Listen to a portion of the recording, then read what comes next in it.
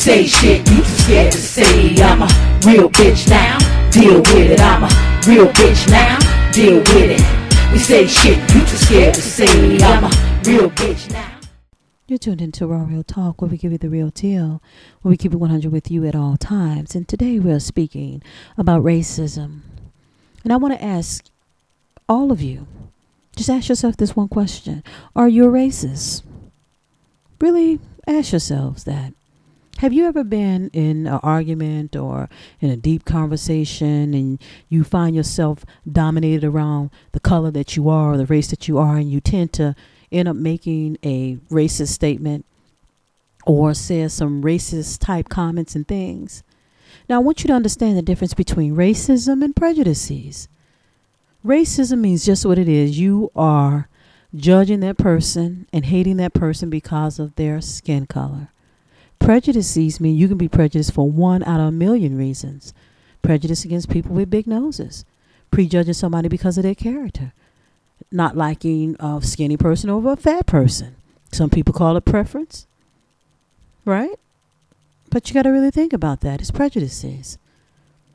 Now, racism is just so serious that we think somehow that it has escaped today's society.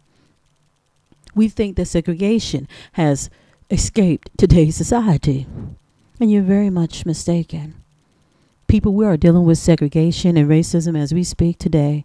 I'm going to give you a couple different examples. Now, the first example I'm going to give you, have you noticed when you go to certain areas that one color or race of people is very dominating in that area, meaning that you see more of that one color in that area? Do you think that's by accident or is that purposely done? Ask yourself that. Another example, have you noticed when you go to the so-called ghetto, right? Or the projects that is dominated by what? Black people. Is that an accident? Or is it done on purpose? When you go to the Northeast, it's all what? Italians. Is that by accident? And haven't you noticed that Asians or people from China or Asian descent, that they developed this little town for themselves called what? Chinatown. And so on and so on. And then there's those good old white folks. Haven't you noticed that white people have their own suburban areas and they are dominated throughout America? See, they get to go anywhere they want. Do you see what I'm saying? So the issue being, in the moral of the story, is that racism is so strong and segregation is so strong that it's just so hidden that we think it's just some kind of fluke. And it's not. This is purposely done. Now, here's 2 more examples in the media. Mel Gibson, the white Caucasian actor, and if you don't know him, please look it up. They got a hold of some tapes that he was arguing with his wife, and I'm pretty sure some of you could have heard of this already, that he made a racist comment to his wife and said, if you get raped by a pack of niggers, yes, he said a pack of niggers. Now, for all of you Mel Gibson fans, this is how your celebrity feel about niggers and what he consider niggers and what he consider black people. Now, think about that. Another example is that there's this 90-year-old woman called into CNN. And she has cruel things to say about black people as well. And in her, she said colored people. So when you listen, you'll hear colored people. So that's just a racist statement just within itself. And at the end of her statements, she says, and I'm not a racist. I want you to really think about that. Really, really think about that. So I'm going to let you hear these 2 audios and let you form your own opinion. I don't work around in tight clothes. I stay at home for most of the time. You go out in public and it's a fucking embarrassment to me. You look like a fucking bitch on heat. And if you get raped by a pack of niggers, it'll be your fault. All right? And if you get raped by a pack of niggers, it'll be your fault. All right? Naples, Florida. Dean on our line for Republicans. You're on the Washington Journal. May I speak now? Yes, ma'am. I'm 90 years old, and I just wanted to ask the colored man, why don't colored people, instead of saying what we did to them, why don't they say what we did for them? They talk about the slavery, but since then they have given welfare, free medicine, free everything. Ma'am, I think this is more of a conversation about the relationship between the administration and the people on Wall Street, and not necessarily one that's based on race. Oh, okay. I'm not a racist. That was my comment. Thank you. So when you really think that racism has gone and disappeared, you're sadly mistaken. And when you're looking up to these celebrities, like I said before, this is what they feel about you. And just because a person is 15 or 90, they can be racist as well. So I gave you two different examples. You have the celebrity with money, then you have a 90-year-old woman that has the same outlook, and then is so dressed up and so hidden that we really don't see the reality of it. And it's very, very hurtful to really know and see that this is what's going on in our world today. Now, a lot of people get so riled up when I talk about white folks. They do. If I say that you're guilty, the guilty white man, or the guilty black man, or the guilty Asian man, why would all Asians come to me and say, why are you talking about Asians? If I specifically say the guilty white man, or let's say I use the word, you remove the word guilty, and I say that white man, fuck that little girl. If I'm talking about somebody specific, and I'm not speaking of the race or people in general as a whole, then why are you getting so bothered by it? I just fail to see people's purpose with that. And I just want you to really think about that. When I speak about racism, and a lot of people have said, get over slavery and things like that. How the fuck do you get over slavery? And then they think that, okay, this is your ancestors. Why the fuck are you complaining? You really need to think about that. Because it's in my blood, baby.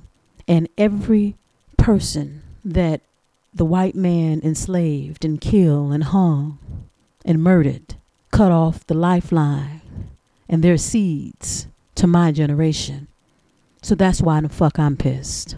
So when you ask why am I upset, that's why. Because when you murder a person, you kill every baby, every seed that they could have possibly had a chance of having. So you cut off my bloodline. So don't ask me why am I upset or tell me to get over it.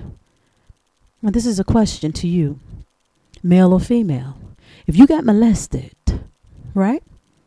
You got molested, let's say when you were 10, fucked and raped and sodomized, and then 10 years later, somebody tell you to get over it, or somebody make a statement and say, everybody that been molested, you need to get over it.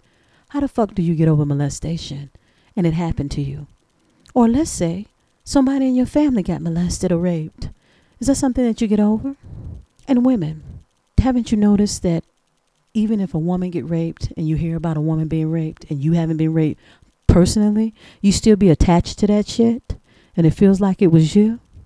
Because that's your sister. And people don't realize the connection between that. And people are just so blindsided and so short-minded and so absent-minded when it comes to those kind of things. And they makes up just such stupid statements. And the vulgarity around their thinking is just so ridiculous.